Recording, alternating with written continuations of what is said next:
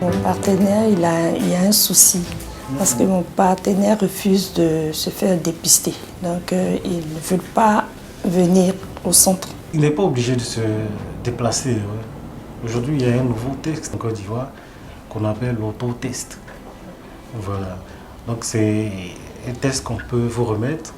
Comme ça, vous allez lui donner à la maison. Un des enjeux du projet Atlas, il est de développer avec chaque pays, donc ministère de la Santé, mais aussi société civile, des stratégies adaptées pour de la distribution, notamment secondaire, c'est-à-dire en remettant à des personnes des autotests pour qu'elles-mêmes les remettent à des personnes autour d'elles qui potentiellement ne connaîtraient pas leur statut. On voit plus la dispensation secondaire qui est plus vraiment mise en avant, c'est-à-dire une fille, une fois dépistée, quand on lui propose l'autotest pour son boyfriend, son partenaire sexuel régulier, elle accepte et après elle nous redemande pour pouvoir distribuer à ses clients. Vous avez une distribution primaire et ensuite une distribution secondaire. Par exemple, l'homme qui a des rapports sexuels avec des hommes, il recevra un autotest et ensuite il va le redistribuer à son partenaire,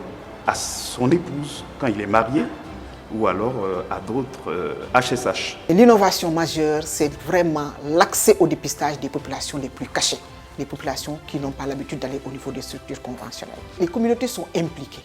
Nous avons les associations, nous avons aussi les associations de professionnels de sexe, d'hommes ayant des relations sexuelles avec des hommes. L'autotest, on le fait avec la distribution secondaire.